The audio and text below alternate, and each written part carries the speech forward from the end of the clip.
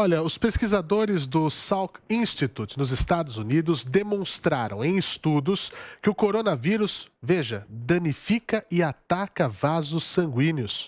Por isso, para eles, a Covid não seria uma doença respiratória, e sim vascular. Sobre esse assunto, a gente conversa agora com a doutora Raquel Stuck, infectologista da Unicamp. Muito bom dia, doutora. É uma situação totalmente nova. A gente até fica um pouco apreensivo em relação a isso. O que a senhora acha desse estudo? Seja muito bem-vinda. Olá, obrigada, Fernando. Bom dia para você, bom dia para a Adriana também. É um prazer estar conversando com vocês. Na verdade, ao longo destes 15 meses, né, que nós já conhecemos a Covid, nós já vínhamos considerando e falando que a doença era uma doença né, generalizada, sistêmica, que a gente fala, que pode afetar todos os órgãos e que era uma doença que era uma endotelite, na verdade. Endotélio é uma camada, uma membrana, uma pelinha, vamos dizer assim, que fica por dentro de todos os vasos sanguíneos.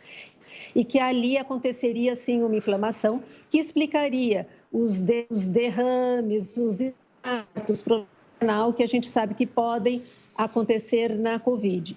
E este estudo comprova, na verdade, isso que a gente já sabia, mas que o grande responsável, né, por lesar, por machucar, né, essa pelinha que recobre os vasos, o endotélio, é a espícula do vírus ali. Ela que leva alterações nesta membrana que favorece até o aparecimento de trombos nos vasos. E isso em todos os casos, doutora? Em todos os casos de contaminação de Covid, a Covid age assim quando entra no organismo, atacando os vasos principalmente? Quais fatores provavelmente levaram os cientistas a essa descoberta?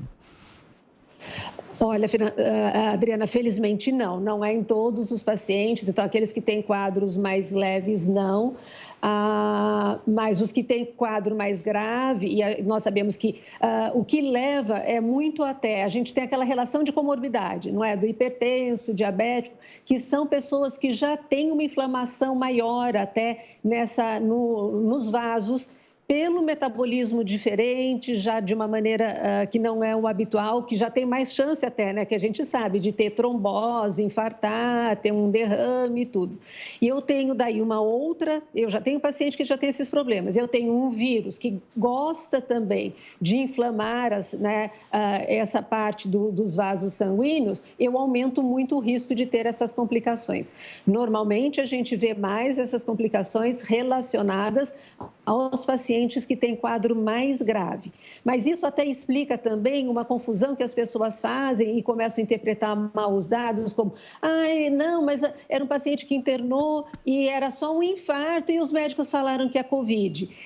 Então, só para explicar que sim, o infarto pode sim ser causada pelo vírus, né, pelo coronavírus, por isso que todo paciente que interna, independente dos sintomas, a gente colhe o exame, né, para ver se tem o vírus, porque ele pode ser o responsável por infarto como única manifestação clínica, por um diabetes altamente descompensado, por um derrame também. Eu, inclusive, ia trazer uma dúvida justamente sobre isso, doutora Raquel, porque no início, né, da pandemia achava-se que era uma síndrome respiratória, né, tanto que é o nome, SARS-CoV-2, né, e as pessoas falavam exatamente isso. Agora tudo se morre de Covid, qualquer coisa. Então, é uma questão muito mais ampla a infecção por essa doença do que as pessoas minimamente imaginavam, porque nós já tivemos casos de sobreviventes, né, que ficam com algumas sequelas neurológicas, tem gente que diz que não consegue mais ter a mesma rapidez de raciocínio, foco, concentração, agora essas questões vasculares, entre outras. É uma questão muito mais abrangente e que requer um olhar muito maior pela comunidade científica, de uma maneira mais sistêmica, e os cuidados de nós, né, que estamos aqui enfrentando todos os dias essa pandemia. Sem dúvida nenhuma. Então, aquela impressão que a gente Acredito que tivemos um problema. Agora voltamos? Pois não, doutora Raquel. Voltei? Agora sim. Pois não. Voltou. Peço desculpa aqui da minha internet. Não, aquela ideia que nós tínhamos que era só um comprometimento pulmonar, que nem os outros coronavírus, claro que ele é que assusta mais e é a manifestação mais frequente mesmo. mesmo, né? Mas nós temos manifestações tão graves como, então, a Covid, na verdade, é uma doença que pode afetar todos os órgãos. O que nós temos para controlar, né? Então, até né, uma doença com esta gravidade, nós temos que manter o uso de máscara, o distanciamento social, a higienização das mãos e, assim que pudermos, sermos vacinados com as 2 doses, né? Porque é uma doença extremamente grave e que pode dar um sintoma muito variado e com gravidade também muito variada. Sim, e doutor, o Fernando falava sobre sequelas, né? Uma grande preocupação de todo mundo. Esse ataque do coronavírus ao sistema vascular pode causar sequelas? Se sim, quais seriam os tipos dessas sequelas? Existe alguma prevenção, como fortificar o meu sistema vascular? Uma vez que o sistema vascular fique afetado, o que nós temos que fazer é primeiro este diagnóstico, viu, Adriana? Porque às vezes isso pode passar desapercebido. Então, a orientação que a gente tem, pessoas que tiveram Covid com uma manifestação já moderada, mesmo que não precise internar, mas ficou com aquela oximetria, vou para o hospital, não vou, ou aqueles que precisaram de oxigênio suplementar, mesmo que não tenham ficado no respirador, que antes de voltarem para suas atividades, mesmo para a prática, né, de atividade física, mesmo que uma atividade né, que não precisa ser um grande atleta, que eles façam uma avaliação, né, cardiológica, principalmente, para ver se não tem nenhuma alteração nos vasos, né, do coração que possa facilitar ou aumentar o risco até de infarto ou alguma coisa assim. Então, essa orientação é necessária. Se nesta avaliação, né, tudo for normal, ok, não devemos ter nenhuma complicação tardia em relação a esse cometimento dos vasos sanguíneos. Se algo for detectado, será uma condução, né, do cardiologista, como as outras doenças que possam levar a um maior risco de infarto.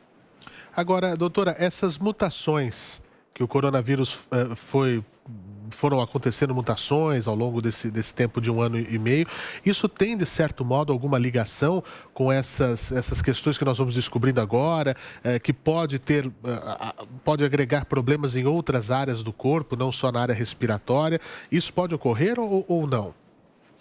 O que pode acontecer, Fernando, é que essas mutações elas podem atacar, vamos dizer assim, os vasos sanguíneos numa intensidade muito maior. Então, isso sempre aconteceu. É claro que a gente está fazendo uma análise até, né, retrospectiva de 15 meses da Covid, e justifica todos os casos que a gente viu até então, e este estudo comprova aquilo que a gente já falava de ser uma doença generalizada. Agora, as novas variantes, isso acontece mesmo com o coronavírus raiz, vamos dizer assim, né? E as novas variantes, elas podem inflamar ou atacar, né, os vasos sanguíneos com uma intensidade maior, então, eventualmente, dando quadros mais graves ou mais frequentes, ou que apareçam no intervalo de tempo mais curto em relação à evolução da doença. E, doutora, caminhando aqui para o encerramento da nossa entrevista, a partir dessa descoberta dos cientistas, o que muda para os médicos com relação a como encarar a doença, a tratar um paciente? Algo fica diferente com relação a vacinas, remédios, tratamento? Em relação ao tratamento, não. A gente, né, vocês sabem que a gente já tem. Acho que voltou, né? Está picotando aqui. Em relação ao tratamento, não muda, porque vocês sabem que para o paciente grave, né, que já está hospitalizado, pelo menos, a gente já faz aquela prevenção de trombose, né, para todos os que internam, e quando interna, porque precisa de oxigênio suplementar. Então, todos eles já fazem uso da medicação para não ter a formação de trombo, que é uma consequência deste acometimento dos vasos sanguíneos. E o que muda nos pacientes que não precisam internar é só ressaltar a importância de qualquer sinal, né? Não é falta de ar, mas é uma dor no peito. Eu devo ficar alerta? Devo ficar alerta, né?